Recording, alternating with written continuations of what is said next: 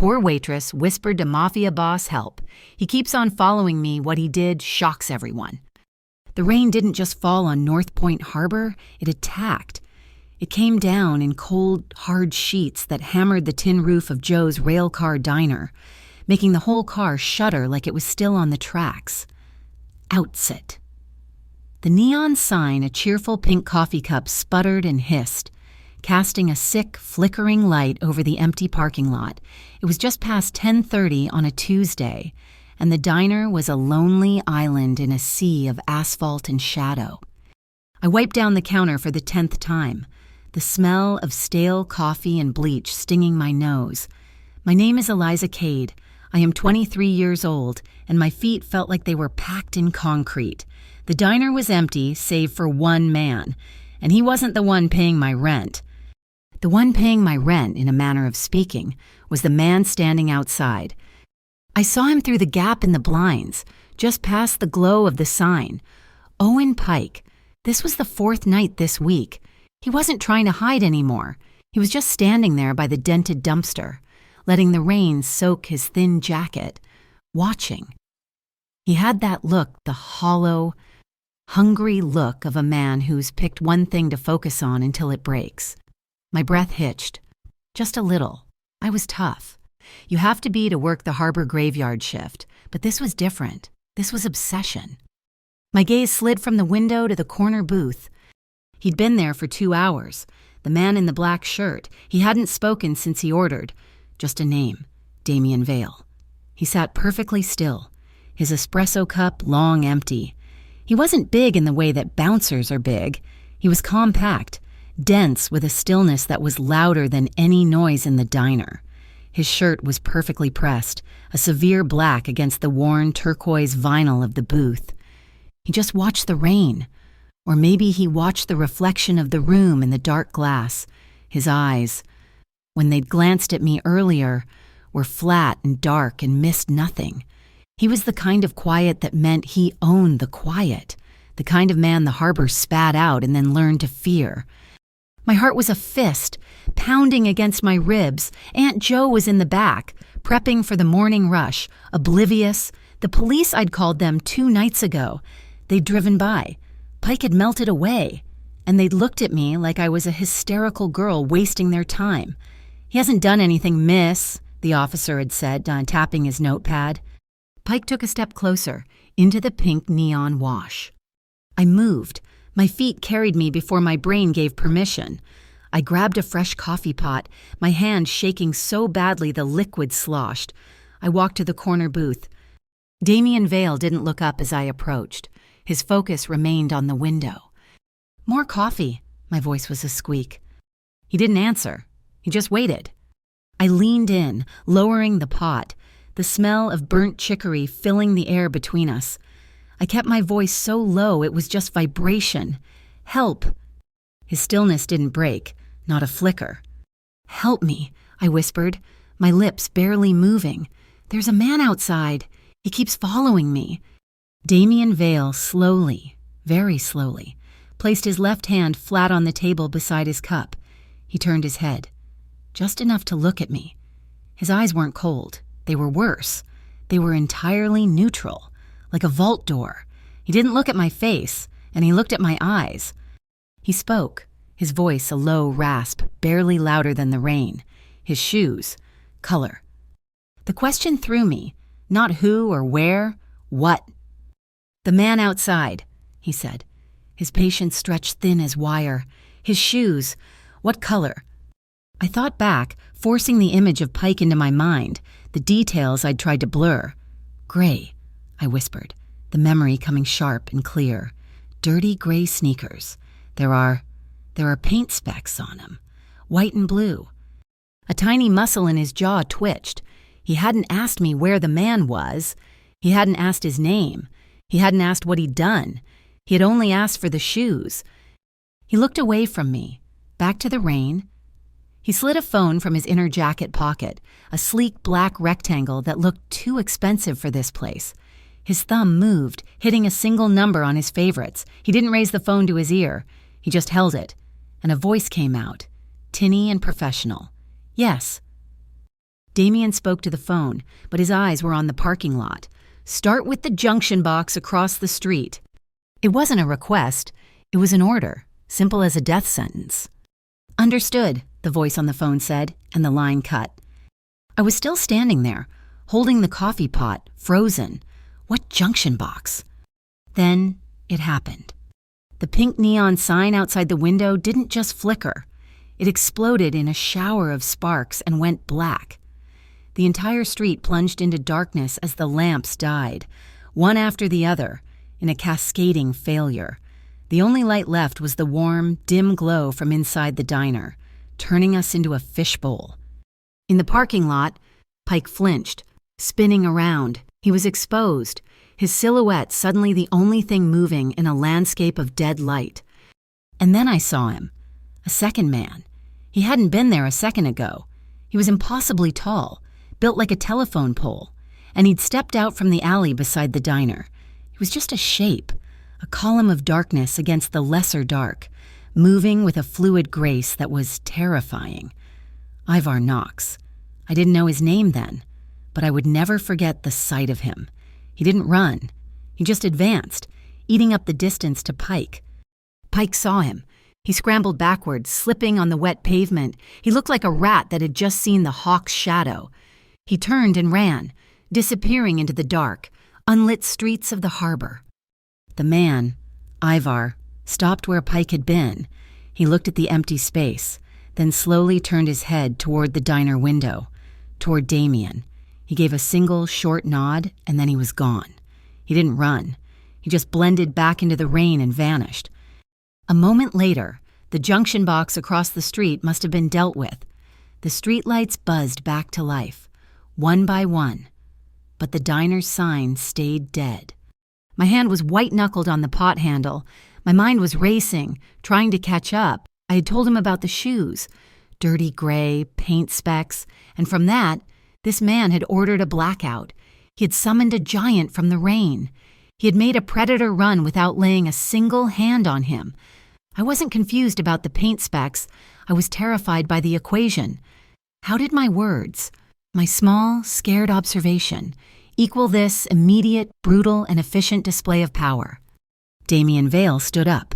He moved with the same deliberate grace I had seen in the man outside. He placed a few bills on the table, far too much for an espresso. He paused, his back to me. "He won't bother you again tonight." "How did you—" I started, but my throat was dry. He turned. He reached into his jacket and pulled out a card. It wasn't a business card. It was thick, matte black, with no name, no number, just a single, elegant letter V embossed in the center. He held it out. I took it. The card felt heavy, dangerous.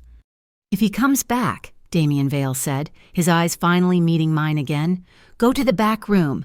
Stand behind the green curtain. Call me." "Call you?" I looked at the card. "There's no number." He smiled. It was not a smile. It was the baring of teeth. "You won't need one. Just have the card." He walked to the door, the small bell over it jingling weakly. He stepped out into the rain, which seemed to part for him, and disappeared into a black car that had pulled up to the curb, a car I hadn't even heard arrive. I stood there, the diner suddenly too quiet, the sound of the rain rushing back in. I was shaking, not from fear of Pike, but from what I had just touched. I looked at the black V in my palm. It was a key. I knew, with a certainty that chilled me to the bone, that I had just used it to open a door I would never be able to close again. I was no longer just a waitress, fending off a stalker. I was a piece on a board, pulled into a world of shadows and unseen rules, all because I had whispered for help in the wrong man's ear. The morning shift was always a different kind of tired.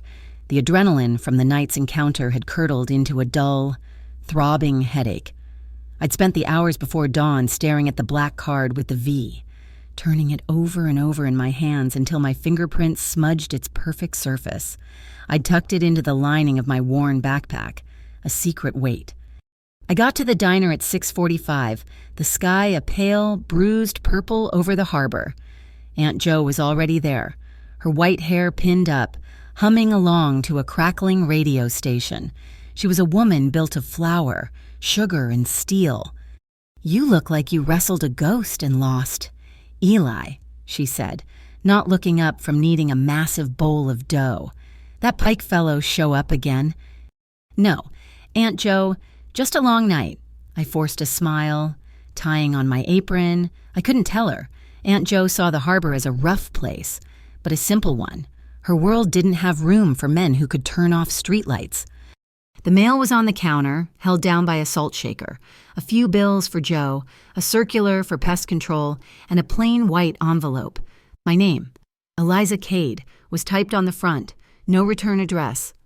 I slid my finger under the flap, my stomach tightening. Inside was a single photograph. Cheap, glossy paper. It was me last night, walking away from the diner after my shift, backpack slung over one shoulder. The photo was taken from across the street, from a high angle. A circle, drawn in thick red ink, was around my head and scrawled at the bottom. In that same red ink were 3 words, "Walk this way." My hand trembled, rattling the paper.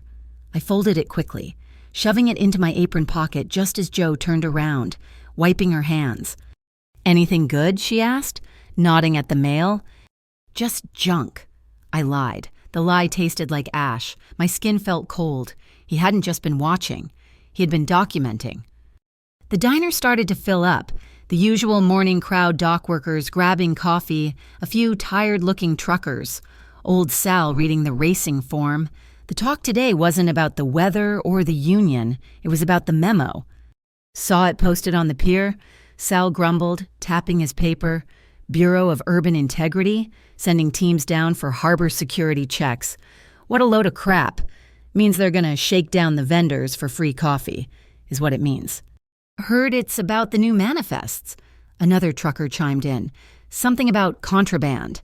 The name made my skin prickle. Bureau of Urban Integrity.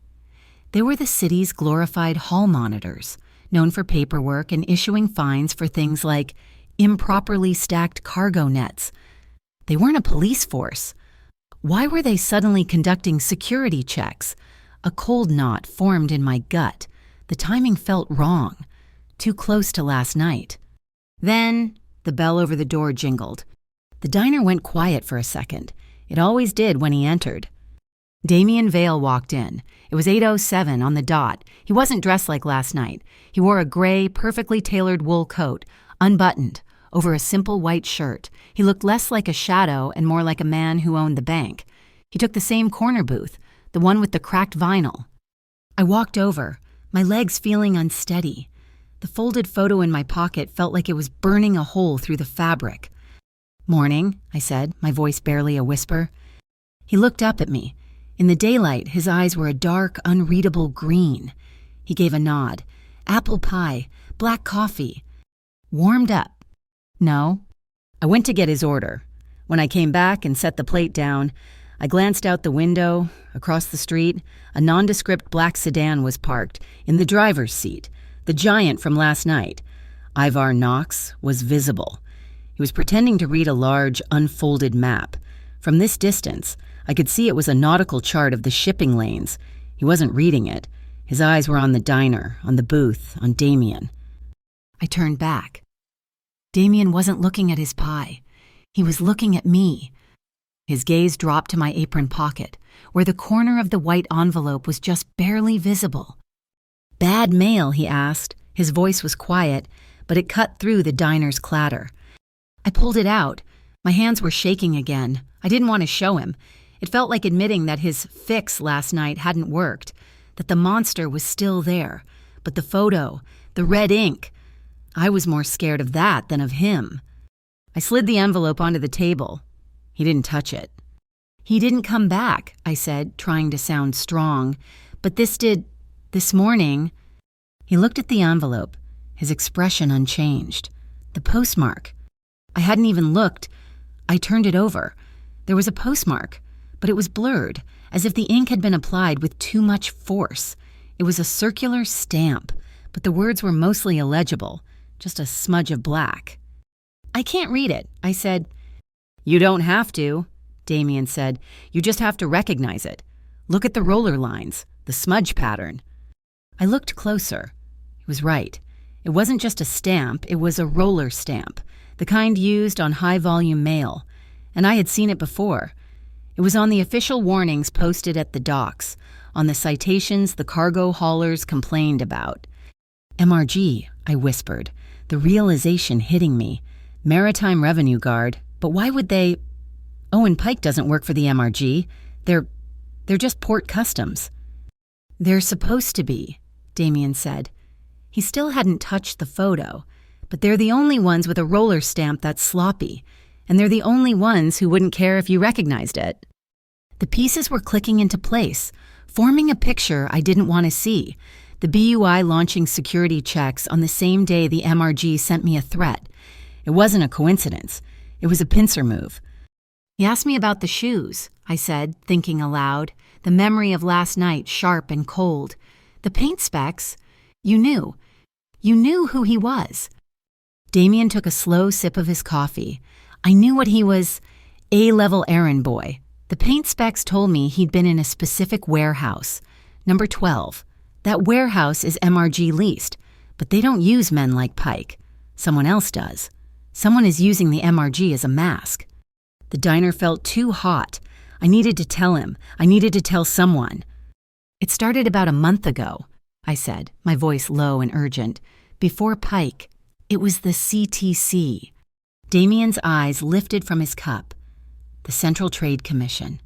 The most powerful and most invisible agency in the city.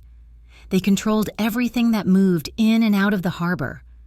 I was asked to help, I continued, the words tumbling out. They said they were building a case about counterfeit pharmaceuticals, bad medicine, coming in through the harbor. My older brother, Sam. He died 2 years ago. Heart condition, the medicine he was on, it just stopped working. I always wondered. Damien said nothing, but his stillness was absolute. So I said yes. I told them what I saw, which trucks picked up, which containers, what times, small things, but then they wanted more. They wanted me to be a witness. They wanted me to wear a wire. They called it active assistance. They wanted me to get close to one of the supervisors at the depot. I realized they weren't building a case. They were trying to start a war, and they wanted to use me as the first bullet. I took a shaky breath. I said no. I told them I was done. I quit my old job at the depot and came to work for Joe. I thought that was it.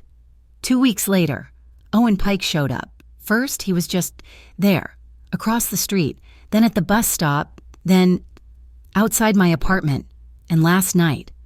Damien was silent for a long half-beat. His entire posture changed. It was subtle, just a drawing in of his shoulders, a narrowing of his eyes, as if he were measuring the distance between two invisible points. He was no longer a customer.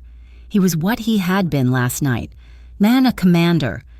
He pushed the pie plate away, untouched. If the CTC were any good, he said, his voice flat and hard as stone, they would have protected you from the start. They didn't. They fed you to the wolves to see which one would bite. He looked past me, out the window, at the car where Ivar sat. Owen works for the MRG, but he's not on their payroll. He's a contractor. The question is, who signed the contract? He looked back at me. His gaze so intense it pinned me to the spot. The CTC is poking a bear, but Pike is the bear's claw. So, what happens now? I asked, hating how small my voice sounded. Damien stood, pulling the same bills from his pocket as last night, dropping them on the table. You go to work, he said. You pour the coffee. You smile at the customers. You do nothing different. You are not a witness. You are not a target. You are a waitress. You walk home the same way. But the note, I protested, pointing at the photo, it said walk this way. It was a threat. It wasn't a threat, Damien said, sliding out of the booth. It was an invitation. They want you to change your routine. They want you to run. Don't. He paused. Coat in hand, tonight I'll know who holds Pike's leash. He walked out of the diner, the bell jingling. I watched him get into the black sedan. The car didn't speed away. It just pulled into traffic and disappeared, as if it had never been there. I was left alone in the corner, the smell of apple pie and coffee hanging in the air. The boundary I had felt last night, the one between being protected and being owned, was gone. It had dissolved. I was in his world now, whether I liked it or not, and in his world, you didn't run. You stood still and waited for the real fight to begin. Ivar Knox moved like a ghost with heavy feet. He was a man made of straight lines and sharp angles, and he hated the rain, but he understood it. It was cover. He stayed half a block behind Owen Pike, a distance he could close in 5 long strides. Pike was nervous, a rat twitching his way through the maze of North Point's industrial bleed-out. He kept looking over his shoulder, but he was looking for uniforms, for flashing lights. He wasn't looking for a shadow as tall as a lamppost. Pike cut left, into the chain-link maze of Container Yard number 7. The yard was officially closed, but the side gate was unlocked. Ivar didn't use the gate. He palmed the top of the 10-foot fence and vaulted it, landing without a sound on a stack of pallets. From his perch, he watched. The yard was a canyon of steel boxes, lit by flickering yellow floodlights that popped and hissed in the damp air. Pike hurried to a gap between 2 stacks of red containers. He checked his phone, then lit a cigarette, the flare of the match briefly illuminating his greasy, terrified face. A car door closed, the sound muffled by the stacks. A woman emerged from the gloom. She was the opposite of Pike, where he was dirt. She was polished steel. She wore a severe black trench coat, her blonde hair pulled back into a knot so tight it looked painful. This was Sable Kincaid. Ivar knew the name. Everyone on the harbor knew the name. She was the voice, the brain, and the knife for Victor Arledge, the only man on the harbor Damien Vale hadn't crushed or bought. "You're late, Owen." Her voice cut through the rain, sharp and clear. "The diner was complicated," Pike stammered, dropping his cigarette. "The lights went out. Vale was there." Sable took a step forward, and Pike flinched. Vale was there. Her voice didn't rise. It just got sharper. "And you're still walking," she dismissed it, as if his survival was an insult. "It doesn't matter. He's seen you. Your use as a shadow is over." She held out a small, thin metal box, like one you'd keep expensive cigars in. "Your new job. You plant this in her apartment. Tonight, she won't be there. We've arranged a distraction." Pike took it, juggling it in his clumsy hands. "What is it?" "Justification," Sable said. She tapped the lid. A small red light inside the box blinked 3 times, pulsed, and then blinked 3 times again. A signal. When they find it, it proves she's part of the pharmaceutical theft. It gives the BUI everything they need to seize her, and everything she's given to Vale. "Wait, I thought we were trying to find something the USB stick?" "We are," Sable said, turning. "But Damien Vale doesn't play defense. He'll have moved it. So we force his hand. We leak that the girl has a copy of the CTC bribery ledger on a drive. We make him panic, and at the same time, we plant this." She nodded at the box. "Either he surfaces to protect her and we grab him, or he lets her get taken and we neutralize his new asset. Now go, and don't be seen." Sable disappeared back into the shadows. Ivar waited, counting to 100. He watched Pike stumble out of the yard and then melted back into the rain himself. His call to Damien was short. "Container 7, Kincaid. It's a plant. Thin box. Red light. 3 blinks. They're trying to frame the girl. They're also floating a rumor. A USB drive. CTC ledger." The rumor mill started 2 hours later. It was a simple whisper, dropped by one of Damien's men into the ear of a dockside bookie known for selling information faster than he sold bets. The whisper, Eliza Cade, that waitress at Joe's, wasn't just a witness. She had the original CTC transaction USB, the one with all the names, the one everyone was looking for. Damien was flipping the bait. Sable wanted him to think she had a USB. He would make her. And Victor Arledge believed she truly did. They wouldn't just send Pike to plant evidence. They'd send him to retrieve the drive. They would make him tear her apartment apart. They would make him get desperate. I was in my apartment, and the walls felt like paper. It was a cheap, one-room box above a closed-down tackle shop. The rain hammered the glass. The photo from the morning was on my table, the red circle seeming to throb. Walk this way. It wasn't a threat. It was an invitation. Damien's words. I didn't feel safe. I felt like a tethered goat. I picked up my phone and dialed the number I knew by heart. It rang 4 times. Then she picked up Mara's floral. "Hi, Mara?" My voice cracked. "Eliza Bean." Her voice was warm, smelling of potting soil and strong tea. Mara wasn't my real mother, but she was the only one who'd ever mattered. "You sound like you're at the bottom of a well." "What's wrong, honey?" It's complicated. I'm in some trouble. Mara, down at the harbor?" There was a pause. Mara was a kind woman, but she was not soft. She'd lived on the outskirts of North Point her whole life. What kind of trouble, cops? Worse, or different, there are men. They were following me. And then another man. He helped me, but he's not a good man. Mara, I don't think he is. But he's the only one who did anything. "Ah," she said, a world of understanding in that one sound. "The harbor kind of trouble. Listen to me, Eliza, your whole life.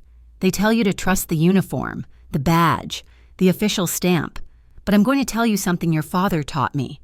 I heard her snipping the stem of a flower. Badges are just bits of tin. They're heavy, so the men wearing them look down. At the rules, they don't look up. At the storm. You don't trust a badge. Honey, you trust the man who's willing to stand in front of you when the thunder rolls, the one who looks the lightning in the eye. That's the man you watch. That's the man you measure." "I'm scared," I whispered. "You're allowed to be. Just don't let it make you stupid. Be smart. Be the girl I raised. I love you." "I love you, too." I hung up, my hand steadier. Trust the man who stands in front of you. I looked at my flimsy door. The lock was a joke. I got up. I grabbed a handful of paper clips from my desk drawer and 2 empty beer bottles from the recycling bag. I balanced the bottles on the floor by the door. Just out of its swing path, I unbent the paper clips and strung them together, tying one end to the doorknob and looping the other around the bottle necks. It was stupid, A-level errand boy. Damien had called him. He was probably a pro, but it was something. It was my alarm. Night fell hard. I sat in the dark, in the one chair that didn't squeak, watching the door. At 10:47, I heard it. Not a knock, a scrape. Metal on metal. The sound of a lockpick. My heart climbed into my throat. I didn't move. I barely breathed. The lock clicked, a sound louder than a gunshot in the silence. The doorknob turned, slow, agonizingly slow. The door pushed open, 1 inch, 2 inches. The paperclip chain tightened. Skitter-tink crash. The bottles fell, shattering on the linoleum. The man in the doorway, Owen Pike, froze, his silhouette framed by the dim hallway light. He hissed a curse, holding a small crowbar, and then the hallway behind him filled. The door didn't burst open. It was just suddenly, terrifyingly full. 2 shadows detached themselves from the darkness. Ivar was first. He moved with a speed that defied his size. He didn't punch. He enveloped Pike. One huge hand clamped over Pike's mouth, Artie, stifling his shout. The other hand seized the wrist with the crowbar. There was a wet, heavy snap of a joint being locked, and Pike crumpled, his knees hitting the floor with a dull thud. A black bag was pulled over his head and cinched tight. It was over in less than 3 seconds. No blood, no fight, just removal. Damien Vale stepped past them, into my apartment. He didn't look at me. He scanned the room, his eyes missing nothing. He was in the same black shirt as the night before. He looked at my makeshift alarm, the broken glass and paper clips, and a flicker of something crossed his face. He walked to my table. He stopped. "You've been in here before," Damien said. His voice was cold, filled with a new kind of rage. On the table, next to the photo from the mail, was another one. Me, sitting in this very chair, reading a book, taken through the window from the fire escape. And next to that, a neatly written list of my shifts at the diner for the entire week. Damien picked up the new photo. He held it to the light. He's sloppy. He breathed. His thumb brushed the corner. A faint, powdery white residue came off on his skin. He rubbed it between his thumb and forefinger, then lifted it to his nose. His eyes went dead. Chalk, flour, and mold, the filler, the fake medicine. He turned to Ivar, who had Pike bound and gagged on the floor. "Get him up! Chair!" Ivar hauled Pike up and slammed him into my kitchen chair. Damien ripped the bag from Pike's head. Owen's eyes were wide with animal terror, darting between me and Damien. Damien pulled up my other chair, sitting backward on it, leaning his arms on the back. He was calm. It was the most terrifying thing I had ever seen. "No police," Damien said, his voice a quiet conversation. "The police are compromised. The BUI is compromised. The CTC is a ghost. We are not compromised. We are here." He leaned in. "Here's the new arrangement. Owen, you were sent to plant a box." Damien reached into Pike's jacket and pulled out the thin metal case. He opened it. The red light blinked 3 times. "And you were sent to find a USB drive that doesn't exist. But you're an idiot. You left your prints, covered in the very poison you're helping to move, all over her apartment." He held up the photo with the white powder on it. "So you have one choice," Damien said. "You will tell me who, exactly, gave you that box. You will tell me the location of the blind warehouse where this product is being staged before it's shipped out. You tell me that, and you live. Ivar will drive you to the state line, and you will never set foot in North Point again." Pike was sobbing, shaking his head. Damien's voice dropped to a whisper. "You don't, and you go back into the rain. Ivar will take you to the pier, and the harbor will take care of the rest." Owen Pike broke. He spilled everything in a pathetic, whimpering flood. The words came out of him so fast they tripped over each other. It was Victor Arledge. Of course it was. Arledge ran the North Docks, and he and Damien had been locked in a Cold War for 5 years. Pike confirmed the counterfeit drugs. Arledge was using a network of unregistered pop-up workshops, empty warehouses, defunct print shops to relabel gray market heart medication. These weren't fakes. Not exactly. They were weaker. Near-expired batches from overseas, bought for pennies. Arledge's crews would up-label them, printing new boxes and expiration dates, making them look like the premium, full-strength domestic brand. He was poisoning people with mediocrity, killing them with ineffective hope. The system was greased. The Bureau of Urban Integrity, the BUI, was paid to look the wrong way. Pike said they'd flag shipping manifests for inspection, but would always flag the wrong ones. And the Maritime Revenue Guard, the MRG, would conveniently schedule their shift changes precisely at the moment the relabeled containers were moved from the workshops to the active shipping lanes. "Who?" Damien's voice was a flat, dead calm. "Who at the BUI?" "Rowan," Pike gasped, snot running into his mouth. "Deputy Director Hal Rowan. He handles the manifests. He gets a piece of every crate that moves." The name hit me like a physical slap. Hal Rowan. I knew him. He was a diner regular. He came in every Friday for the clam chowder, always in a crisp suit, always with a booming laugh. He'd sit at the counter, call me Sunshine, and leave a $20 tip on a $10 check. I'd always thought he was a kind, lonely man, and he was a part of this. He was signing off on the poison that had killed my brother. My stomach turned, and I had to look away. Damien stood up, his face a mask of cold calculation. He was putting the pieces together. I could almost see the tumblers clicking in his mind. "It's not just about the drugs," he said, more to himself than to me or Ivar. "It's about me. Victor knows I've been looking for his drug pipeline." He finally looked at me, his eyes sharp. "He knows Ivar has been shadowing Pike. He knows you came to me. He's not trying to hide." He paced my small room, one hand tracing the outline of the water stain on my wall. "He's using you as bait. He wants me to react. He wants me to step out from behind my legitimate businesses. He wants me to use force, to break the law, to get my hands dirty where people can see. He stopped, his eyes locking on mine. He wants to flush me out, right into the open, right in front of his paid-off BUI and MRG. He's not trying to frame you, Eliza. He's trying to frame me. You're just the lure. The realization was sickening.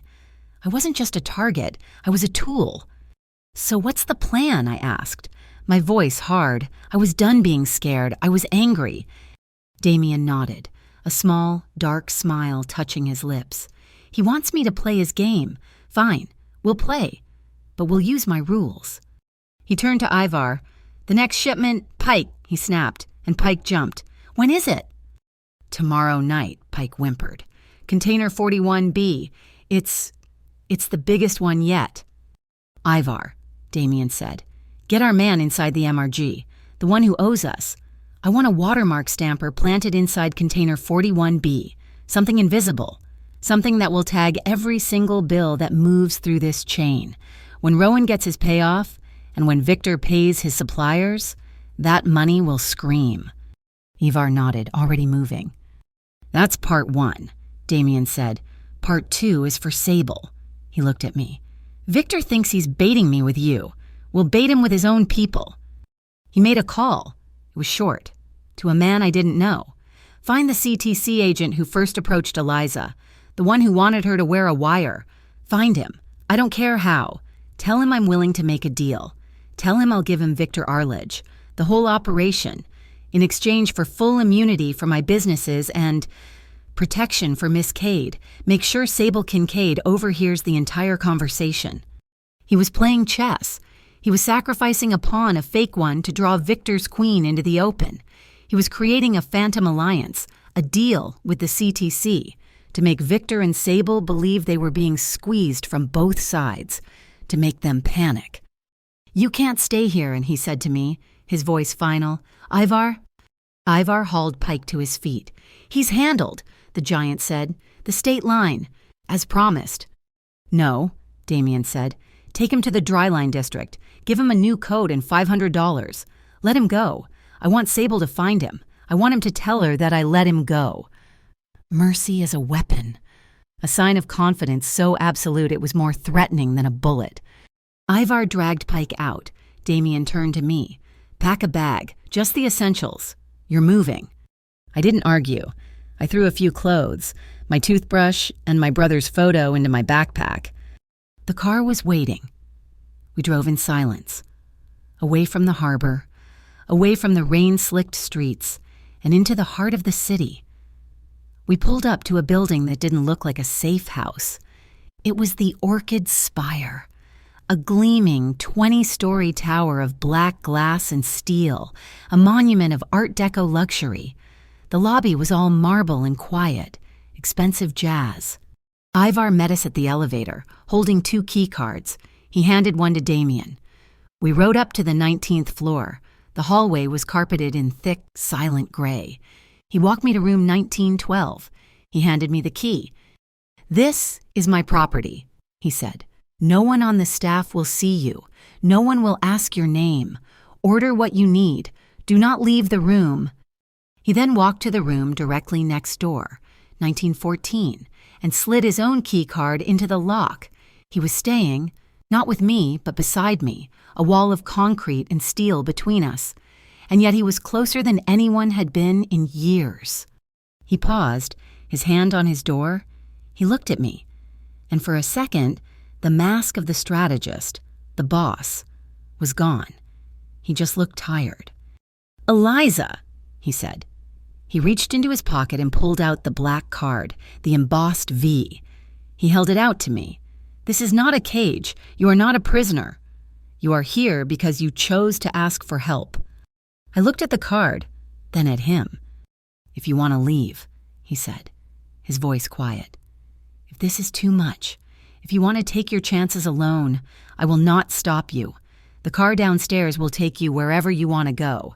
The bus station, the airport, your friend Mara's house. Just drop this card in the trash can by the elevator on your way out. That's the signal. I will know. and you will never see me or my people again." He was giving me an out, the one thing no one else had, not the CTC, not Pike, not Victor. He was giving me a choice. I stared at the card in his hand.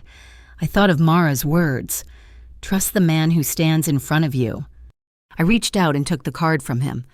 I didn't drop it. I held it. I looked him in the eye. What about Rowan, the man at the BUI? He seemed so nice. Damien's expression hardened again. The worst ones always do. They buy your trust with $20 tips while they sell your future for pennies on the dollar. I clutched the card in my hand. I didn't trust him. I couldn't.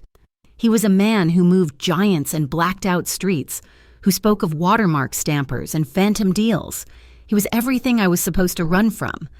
But he was also the only one who had ever asked me what color my stalker's shoes were, the only one who saw the powdered poison on a photograph. I didn't trust him, but I trusted absolutely that he was the only man standing between me and the storm. "I'm staying," I said, my voice shaking, but firm. I watched him nod, a single, sharp dip of his chin, then he stepped into his room and closed the door, leaving me alone in the silent, luxurious hallway. I walked into my own room. It was beautiful. A wall of glass looked out over the city lights, a city that suddenly felt like a jungle of oil and water, predators and prey, and from this, high up, I could see Victor Arledge's shadow. It wasn't a man, it was a stain, spreading over the lights, wide, slick, and impossible to hold. But I wasn't on the street anymore. I was in the tower, and the man next door was building a trap. I couldn't rest. The room was a fortress of glass and silence, 19 floors above the city, but it felt more like a cage than my flimsy apartment ever had.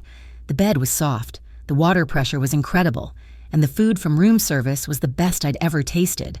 But I was a pawn, moved to a safe square on the board while the real players decided the game. I'd been watching the city lights for 3 hours. The anger had been building, slow and hot, pushing past the fear. I was done being protected. I was done being a lure. I picked up the heavy, cream-colored phone by the bed and dialed the number for the room next door, 1914. He answered on the first ring. Not hello, just a flat. Yes. "It's Eliza." My voice was firm, surprising even myself. "Meet me in the lobby. We need to talk." I didn't wait for a reply. I hung up, grabbed my key card, and took the elevator down. The lobby of the Orchid Spire was designed to make people feel small. It was a cavern of polished black marble, towering Art Deco columns, and cold, mirrored surfaces. A single, massive chandelier dripped crystal light over the empty space.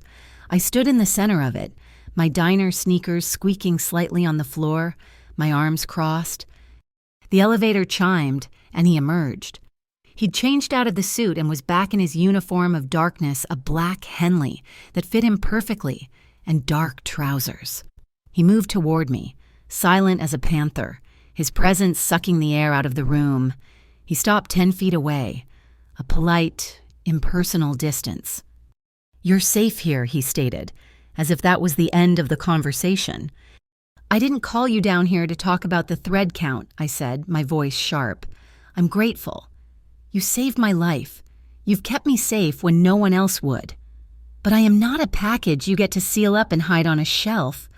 I'm not a piece of evidence. I'm the bait, Damien. And if I'm the bait, I get a say in how the hook is set." He didn't move. His expression was unreadable, carved from stone. "What you're asking for is dangerous. Knowledge is a liability. Being ignorant is worse," I shot back. "I've been ignorant my whole life, and it almost got me killed. I want to know why you're really doing this. This is more than a stalker, and it's more than a random act of kindness. You knew who Pike was from a paint speck. You knew about the BUI and the MRG. Why me? Why go to this length for a waitress you'd never met?" He looked away from me then, his gaze fixed on the city lights through the wall of glass. The silence stretched, filled only by the whisper of the air conditioning. "That's not true," he said, his voice so low I almost missed it. "We've met before." I frowned. No, I'd remember. 2 years ago. he said, his voice flat, dredging up a memory. A bar on the harbor called the Siren's Call. It's gone now. A fire. My blood went cold. I knew the place. I'd been there exactly once. It was an open mic night, he continued, still watching the city. You were fourth. You sang 2 songs. You wore a yellow dress and you looked terrified. But your voice, it was the only real thing in the room. Everyone else was trying to be someone, yet you were just trying to survive. He turned back to face me. The neutrality was gone. His eyes were dark, intense. I recognized your voice the second you whispered to me in the diner. I knew who you were. My first instinct was to forget it, to pay for my coffee and walk away. Men in my line of work, we don't get involved in things that are real. It's a weakness. But you didn't, I whispered, my heart hammering. I remembered that night. I'd been 2 months behind on rent. I'd sung 2 folk songs my brother, Sam, used to love. I'd made $43 in tips and had run home, vowing never to do it again. No, he said, I didn't. The confession hung in the air, raw and exposed. He had given me a piece of his truth. Now I had to give him mine. The fake medicine eyes, I said, my voice thick. The reason I talked to the CTC in the first place, it wasn't just civic duty. I took a shaky breath, the old, cold grief rising up. It was my brother, Sam. He had a heart condition. He was stable for years. And then, about 2.5 years ago, his medication, it just seemed to stop working. He got weaker. He died. We all thought the condition had just progressed. But now, I looked at him, letting him see the anger and the pain. Now I know. He was murdered by men like Arledge and Rowan, poisoned for a profit margin.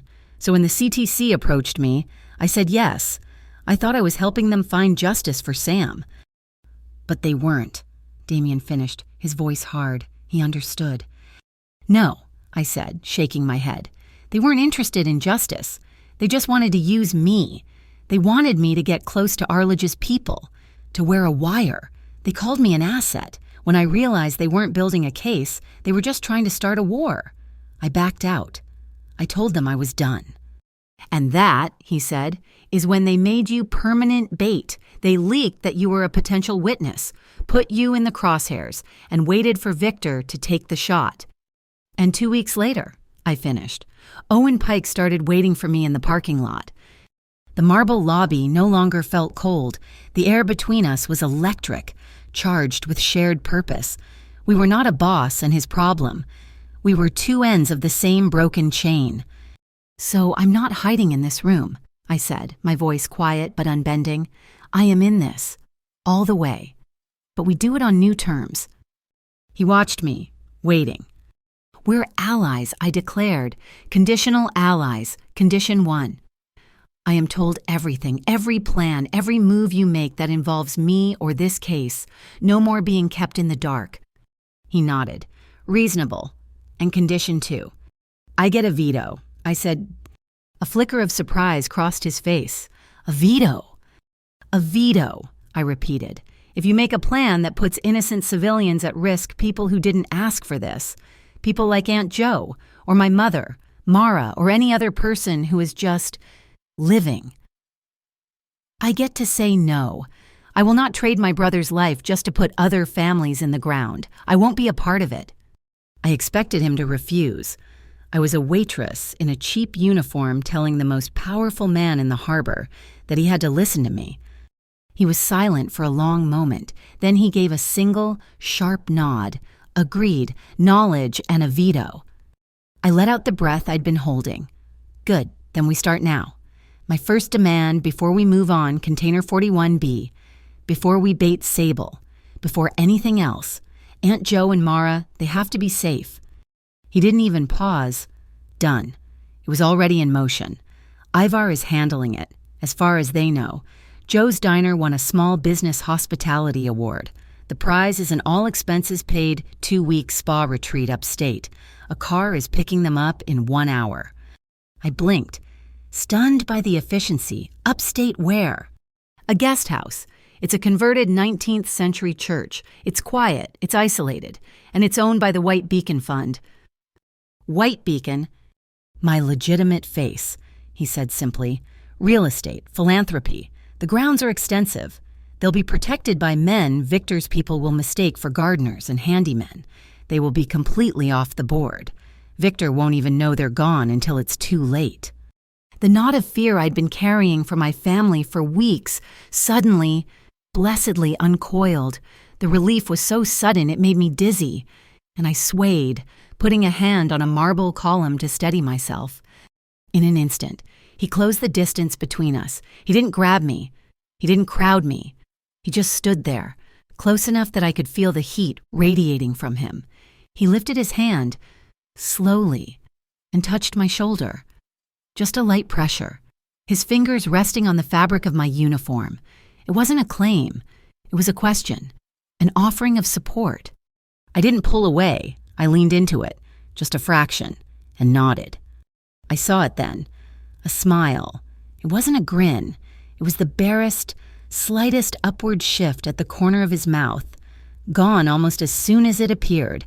It was like watching the first tiny crack appear in a sheet of ice. It wasn't warmth, not yet, but it was the promise that warmth existed, buried deep beneath the surface. It was the most real thing I'd seen all day. Neither of us saw the camera flash, muffled and distant, across the street, in the lounge of a rival hotel. Sable Kincaid lowered her phone. She'd been watching the lobby of the Spire with binoculars for an hour. She zoomed in on the photo, the waitress and the boss, his hand on her shoulder, their faces close. She sent the image to Victor Arledge with a simple message. She's not bait anymore. She's picked a side. The harbor at night was a different beast. It was 11:30, and the air was thick with the smell of low tide and diesel. The Sieve, the main sorting hub for North Point Harbor, was a massive, echoing steel barn, half lit by flickering sodium orange lamps. This was the hour when the real cargo moved. Ivar and 3 of Damien's men, all dressed in the impeccable dark blue uniforms of the Maritime Revenue Guard, had entered through a side maintenance door 10 minutes earlier. They didn't look like commandos. They looked like bored, unionized workers, which was the perfect cover. Ivar, moving with a silence that was unnatural for his size, popped the service panel on the main conveyor line. He slotted a device the size of a toaster into the X-ray assembly, the invisible watermark stamper. It was calibrated to activate for exactly 1 minute, just as container 41B passed through. I was on the catwalk above, my stomach twisting into a cold, hard knot. The gray, ill-fitting pantsuit I wore felt like a costume, and the laminated Central Trade Commission badge on the lanyard around my neck felt as heavy as an anchor. My role was different. I was the distraction. Damien stood beside me, immaculate in a dark suit, playing the part of a logistics consultant. Behind us, 2 more of his men stood ready, posing as my CTC aides.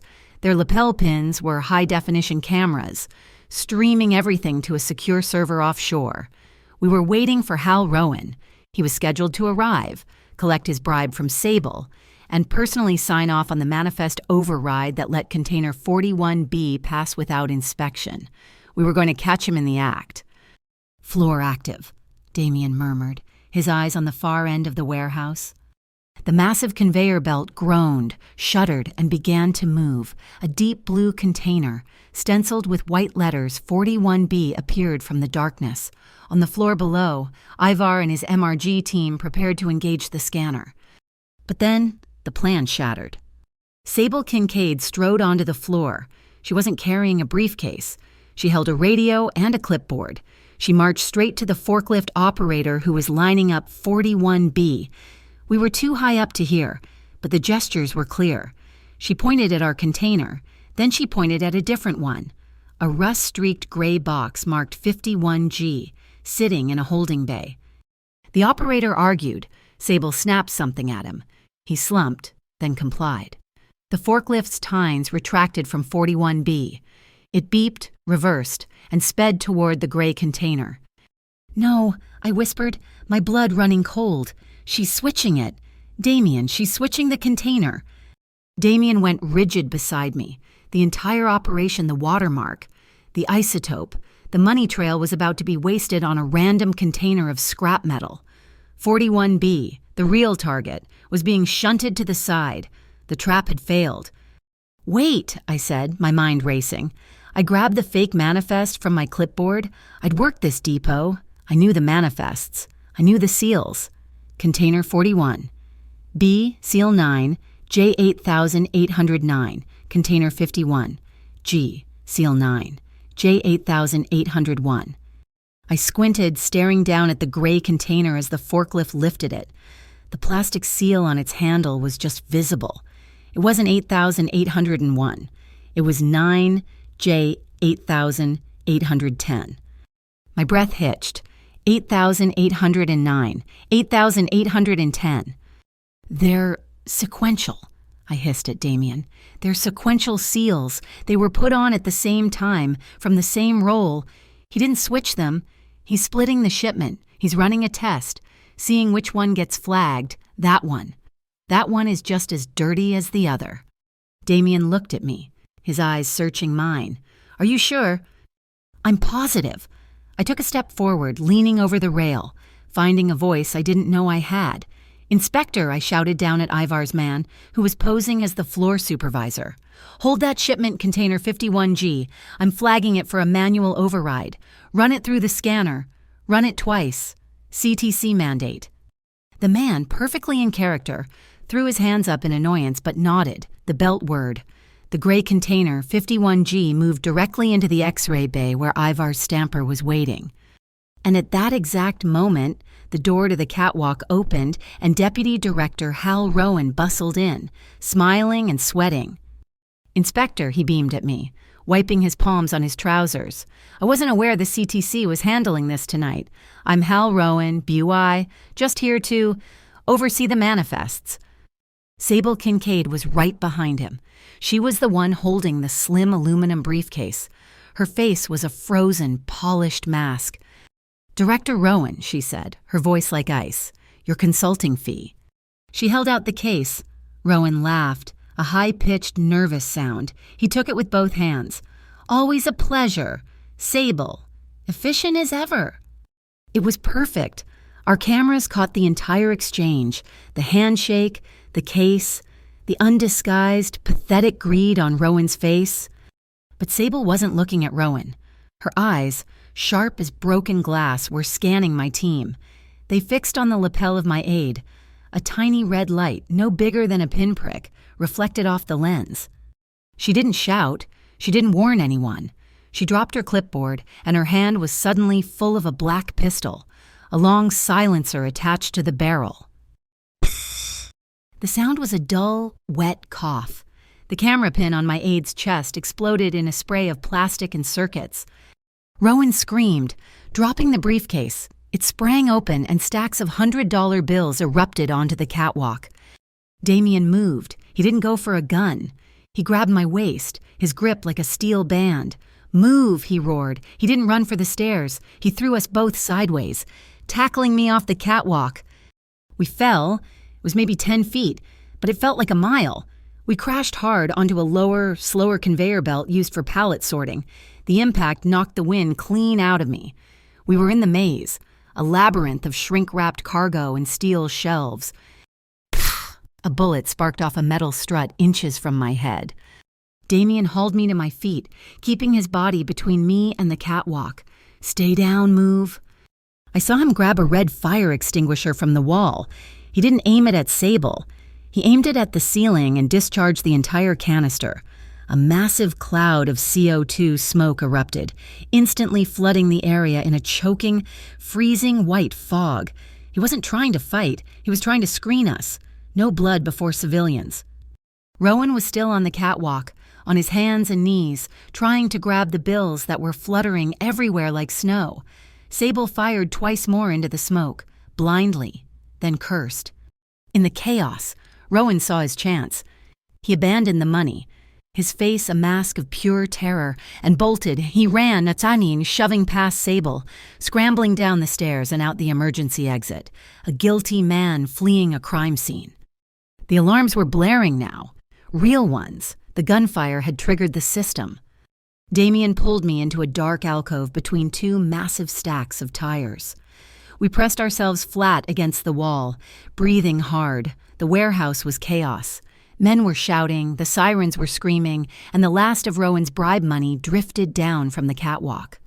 We were safe, for a second. Damien leaned against the wall, his chest heaving. He looked at me, his eyes blazing in the dark. "When the play broke, you didn't fold," he said, his voice a low rasp. "You read the seals. You called the audible. You just saved the entire operation. Eliza." I stared back at him, the adrenaline draining away, leaving me cold and shaking. I watched him check the dark corridor, his entire body still coiled, ready to protect or to fight. He was a storm contained in a man's body. "You saved all of us," I whispered, my voice trembling. "But what about you? Damien, who saves you from yourself?" The elevator ride back to the Orchid Spire was silent, a vacuum-sealed tube of black marble and gold light, lifting us out of the grime of the harbor and into the sky. My ears popped. My hands, I noticed, were shaking violently, a delayed reaction to the fall, the gunfire, the adrenaline. The damp, moldy smell of the warehouse still clung to my clothes, a ghostly reminder of the chaos we just walked away from. Damien stood on the other side of the small cabin, not touching me, but his presence filled the space. He was watching me, his gaze analytical, as if checking me for hairline fractures. We hadn't spoken since my whispered question in the alcove. The question who saves you from yourself was still hanging in the air between us, unanswered. The doors opened onto the plush, silent gray of the 19th floor. The contrast was jarring. From sirens and smoke to hushed carpet and water feature art. He walked me to my door, 1912. I fumbled with the key card, my trembling fingers unable to make it slide. "Here." His voice was low. He took the card from my hand, his fingers brushing mine. The brief contact was like a low-voltage shock. He slid the card, and the light flashed green. He pushed the door open for me, but didn't follow me in. He stood in the doorway, a sentinel. I walked into the dark room, the city lights painting the floor in long, wet stripes. I was so cold, the fall, the fog, the adrenaline crash. It was all settling into my bones, a deep, rattling chill. Damien shrugged out of his suit jacket. It was dry, impossibly still immaculate. He held it out. "You're shaking," he said. It wasn't an observation. It was a problem he intended to solve. I looked at the jacket, then at him. He was keeping that careful, respectful distance again, an arm's length away, waiting, always waiting for my signal. I stepped back toward him, into the light of the hallway. I didn't take the jacket. I looked up at his face. The rigid control was still there, but his eyes were dark, turbulent, still replaying the night's events. My throat was tight, my breath was still coming in short, uneven gasps. "Tonight," I said, my voice hoarse. "Damien, tonight. I don't want to hear the plan. I don't want to talk about Victor, or the BUI, or the watermark." I took another half step. I was inside his personal space now, and he didn't move, but I saw his hands clench at his sides. I want to breathe. For one night, I don't want to be the bait." His expression softened. The shift was almost imperceptible, a slight easing of the hard lines around his mouth. He lifted one hand slowly, as if not to startle me. He didn't use his palm. He brushed the back of his knuckles against my cheek. The touch was feather-light, hesitant, and yet it burned a trail from my skin straight to my heart. It was a question, asked in the only language he had. I answered it. I closed my eyes and leaned into his touch. Just a fraction of an inch, a small, trembling nod. That was all. He moved. His other hand, the one that had been clenched at his side, came up to cup the back of my neck. His fingers were warm, his grip firm but gentle, tangling in the hair at my nape. He drew me forward, and his mouth met mine. It wasn't a kiss of passion, not at first. It was a kiss of discovery. It was hesitant, careful, almost chaste. It was the taste of coffee in the cold night air, a question of, "Are you sure?" But I was sure. I'd been running my whole life, and for the first time, I didn't want to run. I wanted to stay. I pressed my own hand flat against his chest, against the smooth fabric of his shirt, beneath my palm. I felt his heart. It wasn't the calm, controlled beat of the man in the diner. It was hammering, a frantic, pounding rhythm that matched my own, the realization that he was just as affected, just as undone by this as I was, shattered the last of my reservations. I rose on my toes, and the kiss changed. It deepened, becoming a long, slow unwinding. It was all the words we hadn't said, all the fear and the adrenaline and the shared relief of survival, pouring into a single, silent point of contact. His hand on my back slid down, resting on the small of my back, a solid, grounding weight. He wasn't pulling me. He was anchoring me, holding me steady, as if to prove he was real and this was, too. When we finally broke apart, we didn't move far. He just rested his forehead against mine. We stayed there, breathing each other's air. Our eyes closed. The silence of the hotel room rushed back in, broken only by the sound of our ragged breathing and the distant, silver sound of the rain lashing against the 19th floor window. His suit jacket, which he had never let go of, slipped from his fingers and fell to the carpet. Forgotten. A small, shaky laugh escaped me. He echoed it, a low rumble in his chest that I felt more than heard. "When I'm with you," I whispered into the small space between us, my hand still over his heart, "I'm not bait." He tightened his grip on my back, pulling me impossibly closer. I could feel the tension in his arms, in his shoulders, as if he were holding on to something to keep from splintering. "And when I'm with you," he answered, his voice thick and raw, his lips brushing my temple, "I'm not a monster." I wrapped my arms around his waist, burying my face against his chest. He held me. He just held me, tightly, his chin resting on the top of my head. It wasn't a prelude to anything else. It was the thing itself. It was shelter. It was two people, battered by the storm, finding a moment of peace in the eye of it. We stood there for a long time, locked together in the doorway. Outside, the rain streaked down the glass, blurring the neon city into a watercolor of bleeding lights. The heat from our bodies, the steam from our breath, slowly fogged the polished glass of the nearest window, turning the world outside into a soft, hazy blur. There was no plan, there was no victor. There was just the steady beat of two hearts in the quiet room, and the feeling of being, for the first time, completely and utterly safe. The next thing I knew, light was filtering into the room. It was morning. I was in the massive soft bed, and I was wearing one of his t-shirts, a plain black one that smelled like him. I had no memory of moving from the doorway. I sat up, and the apartment was quiet. Then, the smell of coffee. I walked out into the small kitchenette of the suite. Damien was there, his back to me. He was in a fresh shirt and trousers, standing at the counter, pouring hot water into a French press. He had not slept, but the restless, dangerous energy from last night was gone. He was calm. He must have heard me, because he spoke without turning.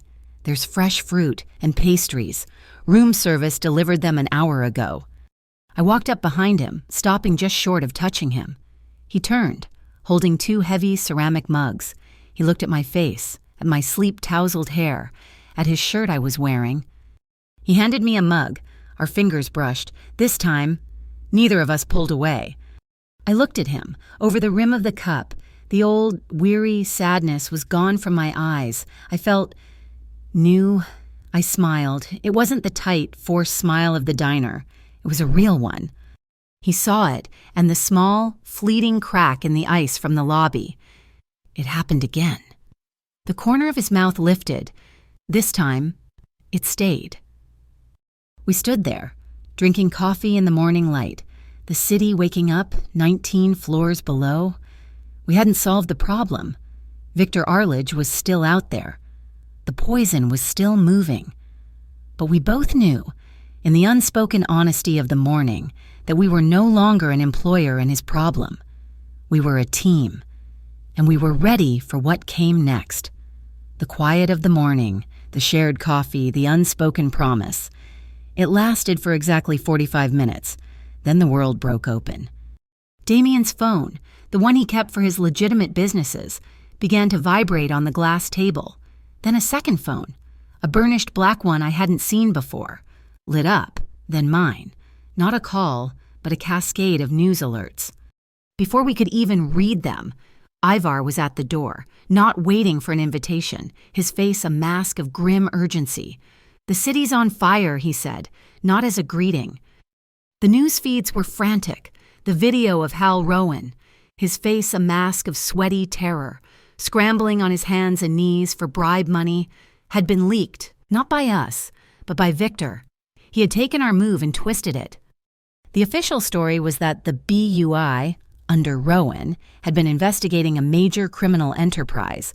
Rowan, a decorated public servant, had been framed by Damien Vale, who had orchestrated the entire event to discredit the Bureau.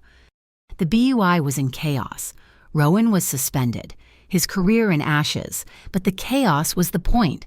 By 10 in the morning, the mayor, citing the crisis of integrity, had appointed an interim commissioner to take control. His name was Kadeem Rai. Damien looked at the name on the screen and his knuckles went white. He's Victor's, bought and paid for. Kadeem Rai's first and only act as commissioner was to unseal a classified investigation. He signed sweeping warrants against every known asset of the Vale Corporation. By noon, the MRG, the Maritime Revenue Guard, was raiding Damien's warehouses, not for drugs, but for violations of the North Point Harbor Act. They were tearing his businesses apart, looking for anything, using the full, brutal force of the law as Victor's personal sledgehammer. Then came the final move, Victor's masterstroke. A confidential source leaked a second, massive file to the press, a complex, beautifully forged set of documents, complete with fake wire transfers and coded manifests. It proved, unequivocally, that Damien Vale was the true kingpin of the entire counterfeit drug operation, that he had been using his network to import the poison and had framed Rowan to eliminate the one man brave enough to stop him. The CTC, the ghosts who had started this, released a single, chilling statement. "In light of these serious allegations, we are monitoring the situation and will be investigating all parties involved." They were cutting him loose. They were leaving him to the wolves. I looked at him. He was standing by the window, watching the city below, his back to me. He was perfectly still. He was trapped. Victor had built a cage of laws and lies, and for the first time, Damien's power, his shadows, his money, none of it mattered. Then, at 5 o'clock, my phone rang, a number I didn't recognize. I looked at Damien. He nodded slowly. I answered. "Eliza," Sable Kincaid's voice. It was not smug. It was not angry. It was the flat, dead sound of a transaction. "I trust you're finding the accommodations at the Spire to your liking." My blood turned to ice. "Where are they?" "Your Aunt Jo and your lovely foster mother, Mara, have been relocated from their spa trip. Victor is a gracious host. They are comfortable. They are safe. For now. If you hurt them..." "He simply requests a meeting," Sable continued, as if I hadn't spoken. "Damien Vale, alone, Fortress Bridge, tonight at 11:30. If he is late, if he brings friends, or if he attempts to contact any of his legal representation, I will personally demonstrate to your Aunt Jo what happens when you stand too close to a fire.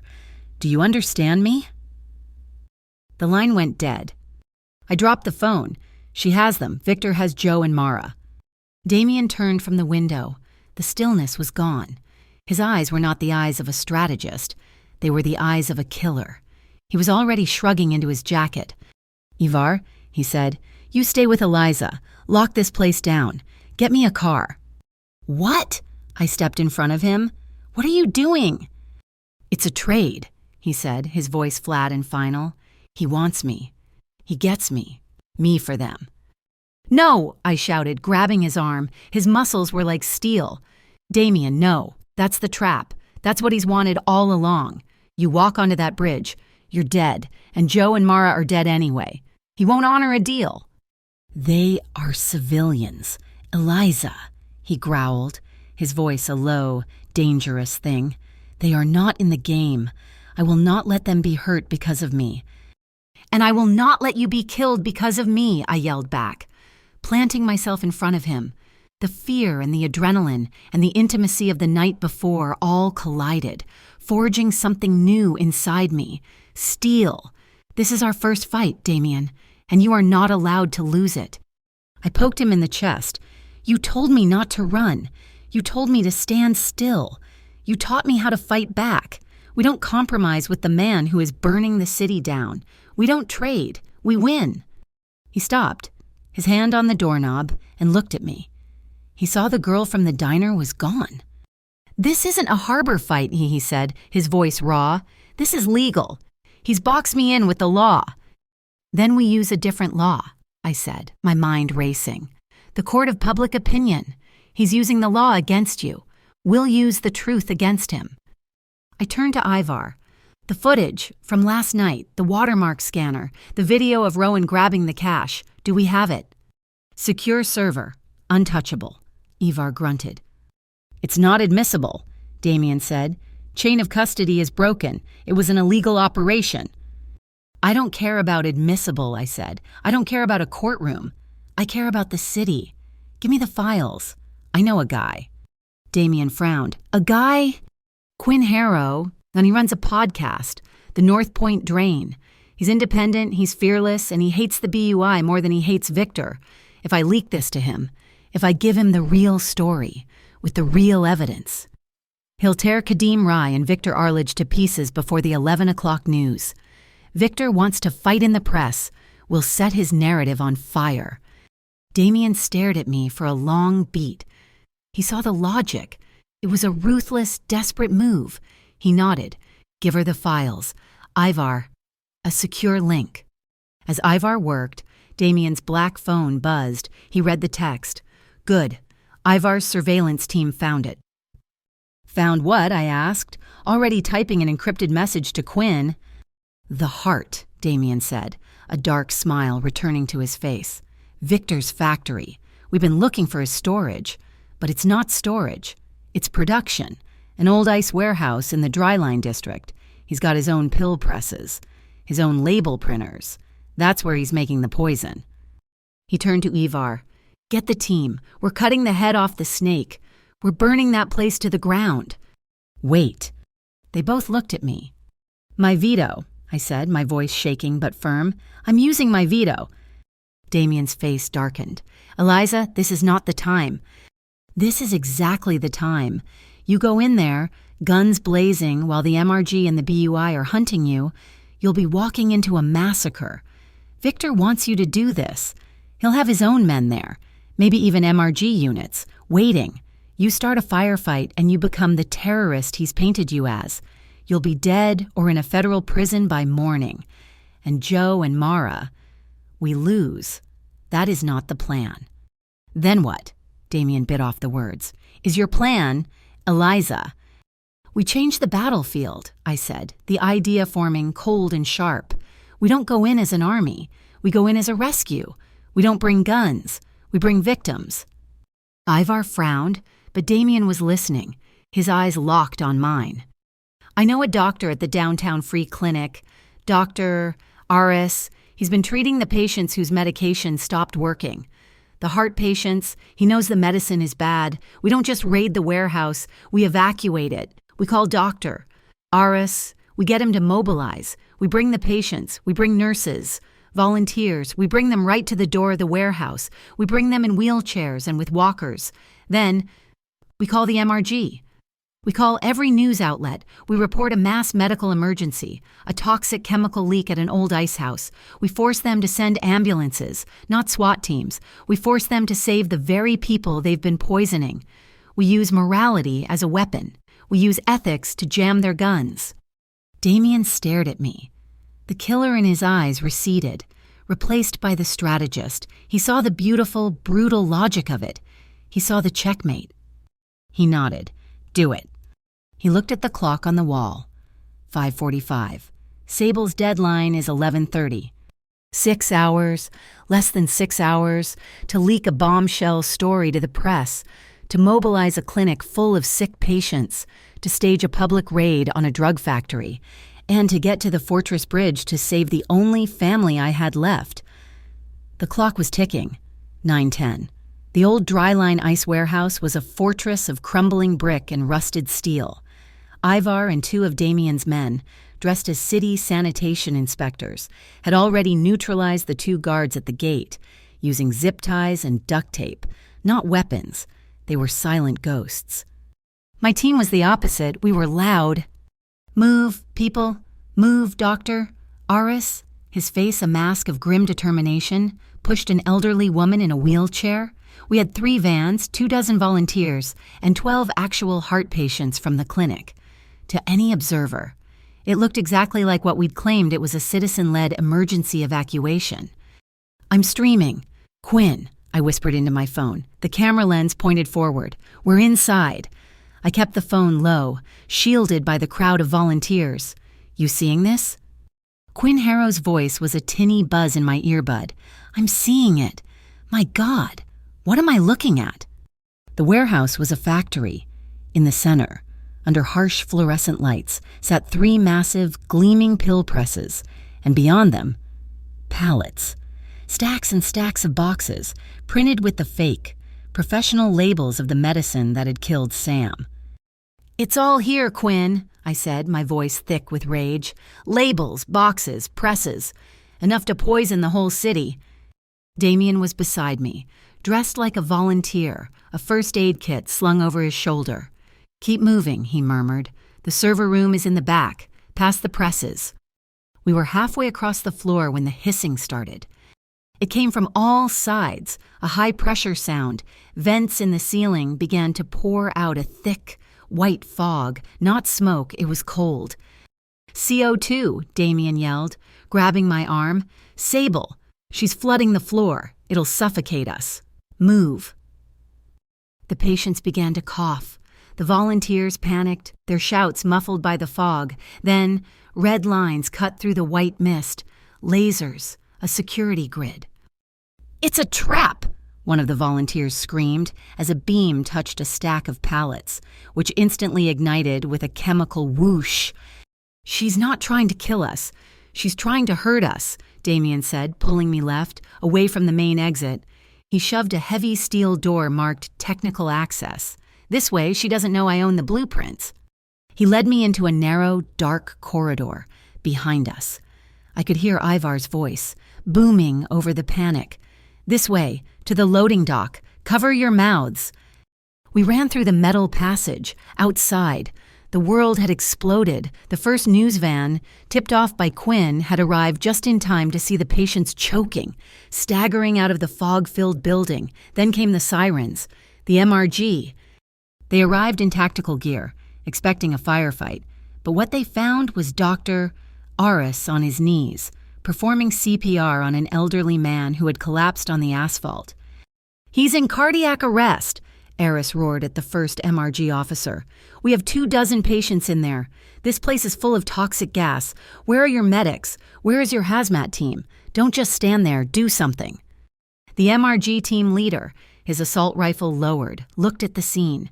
He saw fainting patients, screaming nurses, and news cameras. His tactical plan was useless. My veto, my plan, we'd jammed their guns with their own humanity. He got on his radio, not calling for backup, but for triage. Just as the first ambulance arrived, a voice boomed over the warehouse's external loudspeakers. It was Victor Arledge. His voice was calm, amused, amplified to the level of a god. North Point wanted blood, he declared, his voice echoing off the buildings. I'll give them a storm. A deafening boom ripped the night apart, not from our building, but from the warehouse next door, the one marked cold storage. A massive explosion blew the roof off, a secondary detonation. He's framing us, Damien said, his face illuminated by the new flames. He's painting us as the terrorists who blew up the building." He looked at me, his eyes full of a terrible resolve. "The data, the main server, it has the real shipping manifests. It proves he's the one who owned the explosives. It's the only thing that matters." He pointed back the way we came. "Get back to Ivar. Get the patients out. I'm going for the drive." "No," I said. "Eliza, this is not a negotiation. That's the mission. Go." "And that," I said, pointing back toward the server room, "is the evidence. I'm not leaving it, and I'm not leaving you. We go together." I pulled a heavy-duty data cable from the first aid kit he'd given me. "You're the brawn. I'm the signal." I didn't wait for him to argue. I ran down the passage. He cursed, a low, vicious sound, and ran after me. The server room was unlocked, the green lights of the racks blinking serenely, untouched by the chaos. "He'll wipe it," Damien said, checking the door. "Any second when—" "He can't wipe a live feed," I said. I slammed the cable into the main router and plugged the other end into my laptop. "Quinn, I'm patching you in. The whole server, take it all."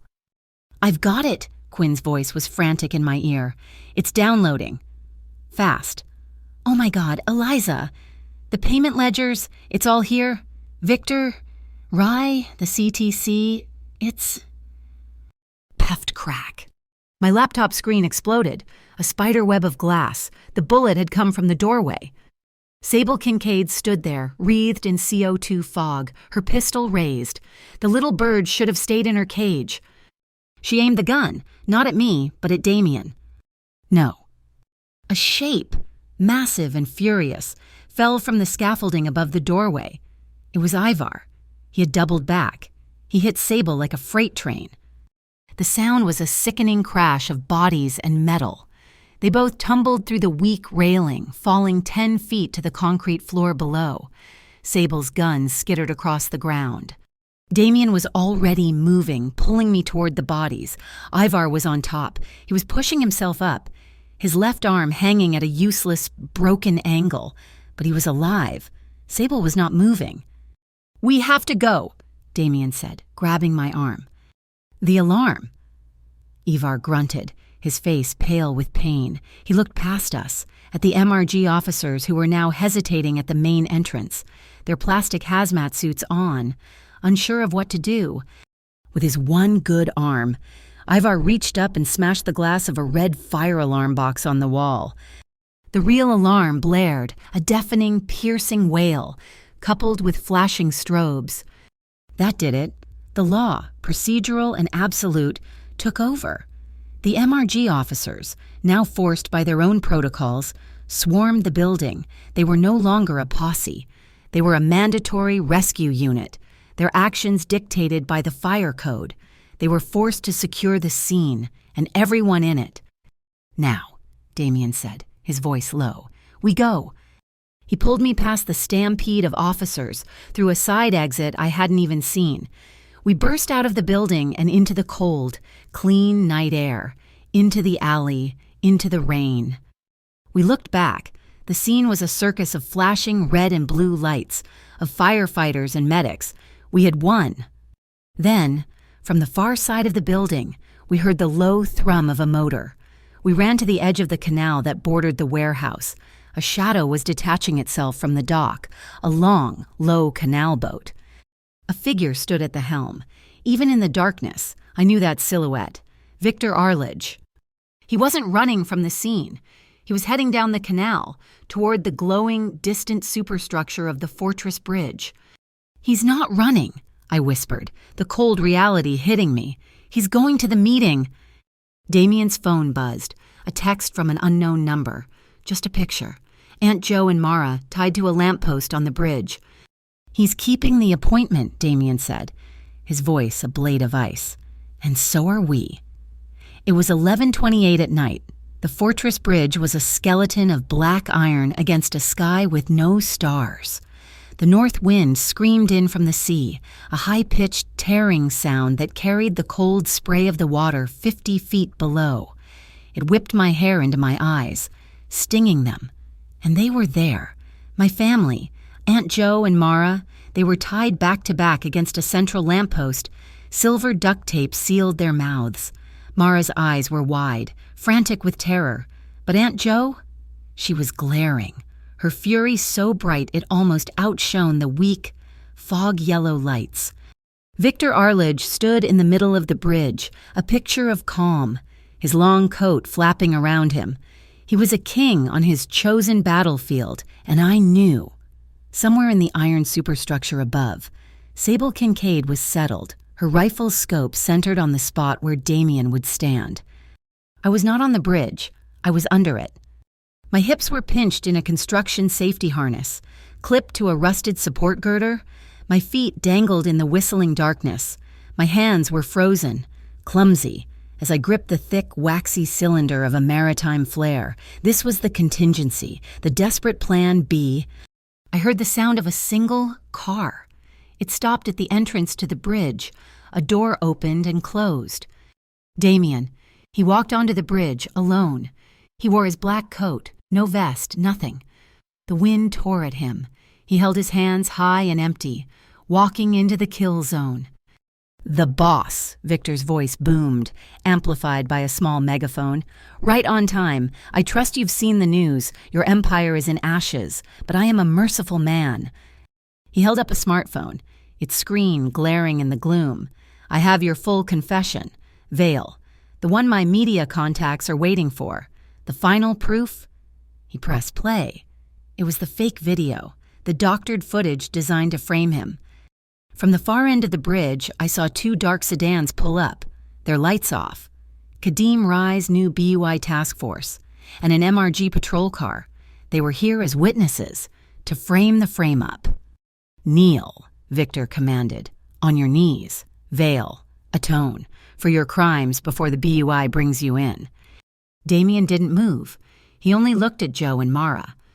"Kneel," Victor roared. That was the signal. I ripped the cap from the flare. I struck the ignition ring. It burst to life, a blinding, violent, magnesium-red glare, spitting sparks and thick smoke. I used the momentum of the harness, swinging my body, and threw it with every ounce of strength I had, up and over the railing. It landed perfectly, skittering across the pavement, coming to a stop right at Victor's feet. But it wasn't just the flare. This afternoon, I'd had one of Ivar's men accidentally spill a bag of hydraulic tracing powder all over the center of the bridge. The red flare hit the invisible fluorescent powder. The result was instantaneous. The entire scene erupted in a ghostly, chemical glow. Victor, the aluminum briefcase of dirty money at his feet, and high above, Sable. They were all glowing, a brilliant phosphorescent blue. They were covered in the evidence. The BUI and MRG men, seeing their targets literally glowing with proof of a chemical contaminant, froze. Screech! A heavy-duty pickup truck, its headlights dark, roared from a hidden access road, sliding sideways to block the bridge's only exit. Ivar, his left arm was in a heavy black sling, but his right hand was steady on the wheel. Sable recovered first. From her perch, a shot. Crack. The bullet sparked off the truck's engine block, but she had made a fatal error. Her hands, her rifle stock. They were coated in the powder. When she moved to reload, her own glowing blue hand gave away her exact position in the darkness. The MRG leader, his hand forced by the undeniable, glowing evidence, finally acted. The siren blared to life. "MRG, show us your hands. You are under arrest. Sniper is on the south tower." They were forced, by their own procedures, to do the right thing. Victor saw the trap snap shut. He lunged, abandoning the money, and grabbed Aunt Jo, dragging her in front of him. A human shield. Damien didn't move. He didn't reach for a weapon. He just stood there. And he spoke. His voice was not a shout. It was a low, clear judgment that cut through the wind. A list of the dead. "Richard Ames," he said, 52, a longshoreman. Victor flinched, pulling Joe tighter. "Maria Sanchez," Damien continued, 64, a grandmother. He read 12 names, one by one, the names of the patients who had died from the poison. His voice was a hammer, each name a nail. Victor was rattled, and in that moment, Aunt Jo, My fierce, brave Joe bit him. She sank her teeth into his hand, a savage, tearing bite. Victor roared in pain, shoving her away from him. "Now!" I screamed. I unclipped my primary harness, swinging free on the backup line. I arced under the railing, grabbing Mara around the waist, pulling her off balance. "Cut her!" I yelled at Damien. He was already moving, a knife appearing in his hand. He sliced the ropes on Joe as I dragged Mara into the shadows under the bridge. Safe. Victor was cornered. He made a desperate run for the side of the bridge. Sable, seeing him flee, swiveled her rifle. She wasn't aiming at the police. She was aiming at Damien. I saw the movement. I scrambled up onto the walkway and I ran. I didn't think, I just moved, putting my body between Damien and the sniper's nest. I stared up at the spot, my eyes wide, waiting for the flash. "Eliza!" Damien's voice was a roar of terror. He moved faster than I thought was humanly possible. His arm hooked my waist, spinning me and tackling me down behind a concrete barrier. The shot cracked, shattering the lamppost where I had just been standing. No one was hit. It was over. MRG officers swarmed the girders, swarmed the bridge. They had Sable. Her glowing hands cuffed. They had Victor. His face pressed into the asphalt, screaming curses. Damien watched them put the cuffs on Victor. His face held no triumph, no satisfaction, just a profound, bone-deep exhaustion. A black sedan I didn't recognize parted the police cars. A woman in a severe, expensive suit stepped out, the North Point district attorney. Damien walked straight to her. He reached into his coat and pulled out the small, black hard drive from the warehouse. "This," he said, his voice raw, "is the server data, the real manifests, the payment ledgers to Kadeem Rai, the explosives orders." He held it out. "And this is the watermark data from container 51G. It's all there." He was handing it over. He was choosing the law. The final knot unraveled not on the bridge, but on every screen in the city. At that exact moment, Quinn Harrow's podcast went live, streaming the video from the warehouse catwalk, the feed of Hal Rowan on his hands and knees, scrambling for cash. It was the end. The BUI was cleaned out by morning. The CTC, humiliated, was forced to sign a mandatory witness protection charter for the entire harbor. The system had changed. The sirens faded. The flashing lights drove away, taking the monsters with them. Aunt Jo and Mara were safe, wrapped in blankets in Ivar's truck. It was just us. Damien stood at the railing, watching the first pale gray light of dawn touch the black water. I walked up to him. A long, shallow scratch ran along his cheekbone from our fall in the warehouse.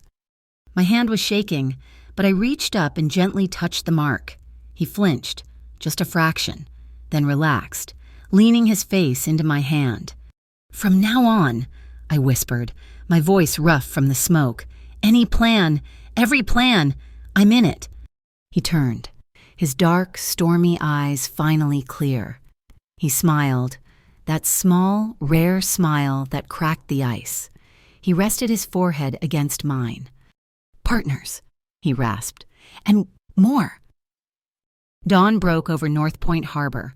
The rain had stopped. At Joe's railcar diner, the lights were on. The open sign, newly repaired, glowed a warm, steady pink. Aunt Jo was in the back, humming, and the apple pie was sold out by 10 a.m. I poured coffee, singing softly to myself, a song Sam used to love. And in the corner booth, the one by the window, Damien Vale sat. He wasn't a shadow. He wasn't a ghost. He was just a man, present in the daylight, nursing a cup of black coffee. He watched me work. And for the first time, when I looked at the harbor, I didn't see a place to escape from. I saw home. Thank you so much for listening to our story. We would love to connect with you.